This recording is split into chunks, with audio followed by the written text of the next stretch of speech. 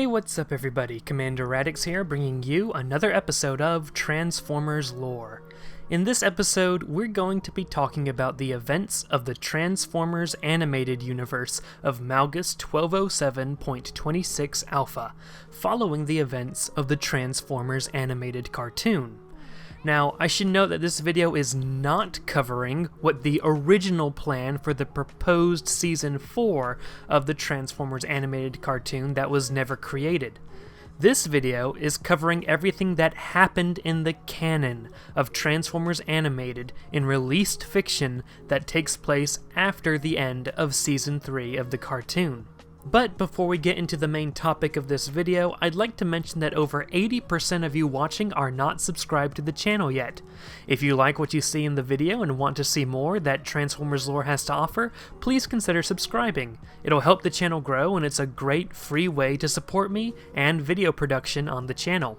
And hey, you can always unsubscribe later if you change your mind.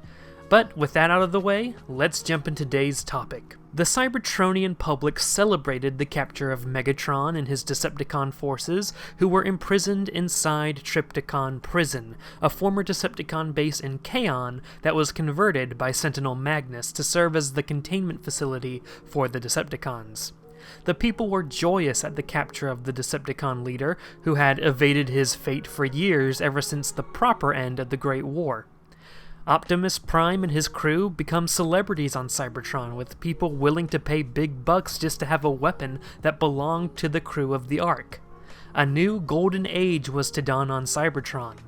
For a time, it seemed the only problem Cybertron would face were petty criminals and youngsters like the speedsters Ransack and Crumplezone, who the Trans-Tech officer Cheetor ruthlessly pursued, landing him a demotion to the Iaconian police. That being said, the Decepticons were not beaten yet, and the capture of Megatron painted a target on Trypticon, on Kaon, and on Cybertron as a whole. Decepticon General Strika of Team Char made the first major attempt to break the high-profile Decepticon prisoners out of Trypticon by using the stunt troupe known as the Stunticons. Following Strika's orders, the Stunticons managed to break into various facilities and outfitted themselves with weapons for the heist. That being said, the Stunticon heist was foiled by Optimus Prime thanks to intelligence provided by law enforcement officers Sideswipe and Cheetor. More voices would cry out in support for Optimus Prime to become the next proper Magnus instead of provisional Sentinel Magnus. Sideswipe would retire to an Energon farm on Cybertron later, but would witness when Team Char arrived on Cybertron. We do not know any further about Team Char operations on the planet, but I wouldn't be surprised if hostilities broke out on the planet between Autobot and Decepticon forces. Around the same time as the Stunticon job, another incident was occurring on Cybertron. The Techno-Organic Sari Sumdak had gone to Cybertron to learn more about her Cybertronian heritage, entering a class taught by RC, who had recovered from her mind wipe and was now involved in teaching. The class went to explore the Metroplex, where Sari got lost and discovered the cube form of Blur, an Autobot Elite Guard member who was crushed into a cube during the events of Transformers Animated. Blur is still alive, as Sari discovers this by reactivating him inside the Blur cube, with her residual Allspark energies. At the same time, the dormant Decepticon Trojan virus known as Kremzeek activates and begins to head to Fortress Maximus with the intent of destroying Cybertron. This program was created by Shockwave with the intent for the Decepticons to not be on the planet when it blew up. RC and her class attempt to stop the Kremzeek, with the virus only being able to be neutralized thanks to Sari's techno-organic nature. After the defeat of Kremzeek and the foiling of the Stunticons' plot, the Blur Cube was brought to the Cyber Ninja Dojo by Optimus Prime and Jazz, who used the Allspark to restore Blur to his normal body. Indeed, Decepticons were wanted fugitives on Cybertron, and by the Autobot Commonwealth. Some had a better method of hiding than others. For example, the Decepticon Swindle had an unintentional but rather clever way of hiding from Cybertronian law, and that was to simply leave the universe. Swindle's personal pocket dimension he had installed in his body malfunctioned, accidentally sending Swindle to the Axiom Nexus of Nexus 208.0 Epsilon. There, he came into contact with the store known as Swindle, Swindle, and Swindle, which was run by 3 different Swindles from other universes. He had a good relationship with one of the Swindles, going with him to Caesar's palace. However, another Swindle of the trio didn't like Animated Swindle that much, and eventually, Animated Swindle returned to his home universe. However, he now had knowledge of the multiverse. Swindle would eventually make contact with the fellow Decepticon Slipstream, who sought refuge from the Autobots. Swindle informed her of the Legends world, a peaceful universe inhabited by tiny Maximals and Predacons. Slipstream sought to flee the peaceful animated universe and wreak havoc on the Legends world, and so Swindle outfitted her with multiversal traveling equipment. Slipstream arrived in the Legends world of Jocus 514.31 Gamma.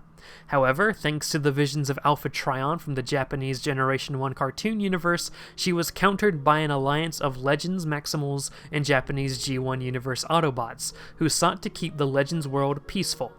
She was eventually recruited by the local Megatron, who had her work for him in the Terracotta Company as an office lady. Despite the mundane job, Slipstream got herself into much adventure and intrigue in the Legends world that we won't cover here since this video is about the animated universe, but it's worth noting that Slipstream lived a whole new life in the Legends world. The Autobot interdimensional police agent Skids would eventually enter the Legends world to kick out non-locals of the Legends world, but the local Megatron managed to keep Slipstream under his command, as banishing Slipstream back to the animated universe would give her an uncertain future. That being said, the Legends world would be destroyed, but Slipstream would make her way back to the animated universe. Returning to her home dimension, she teamed up with Swindle and Starscream, who had been restored with a new Allspark fragment. The team infiltrated Trypticon Prison with the intent of rescuing Megatron and the Decepticons, sneaking behind the Autobot guards led by Blur. The outcome of this infiltration is unknown. This is the furthest point in the animated timeline that we've been shown. I should note a future that may come to pass relatively soon after the end of the cartoon, and that is the future foretold by the Decepticon Cyclonus. Cyclonus is a mysterious Decepticon who dropped out of a portal in New Kaon before becoming a member of Team Char, though scientists on the scene noted that Cyclonus' internal chronometer was off, as he came from the future and had programming identical to Skywarp until it was rewritten by something or someone. If we put together the pieces of Cyclonus' story, the future of the Transformers animated continuity goes something like this. Within just a few megacycles of the end of Transformers Animated, a large, possibly apocalyptic event takes place. During this event, Megatron will become Galvatron and Skywarp will become Cyclonus, possibly reformatted by some dark and powerful force. We know very little of future events beyond the fact that Galvatron will kill Oil Slick. Cyclonus will at some point escape this point in time and arrive at a point in time before the end of the animated cartoon. Unfortunately, we have no reason to not believe the evidence given Cyclonus' strange nature. We can only hope the animated universe withstood the threat posed by what we can assume to be the coming Malgus version of Unicron. And that's going to wrap up today's video. I hope you enjoyed. I do videos on a range of topics that includes history and Transformers, so if you're a nerd who likes nerdy things, consider subscribing to the channel. Like I said before, 80% of you haven't subscribed yet. It's free and you can always unsubscribe later. Don't forget to check out all my social media links in the description to see what's going on with me, and if you really want to go the extra mile to support me, consider supporting me on Patreon. Thank you all so much for watching, and have a great day, ladies and gentlemen.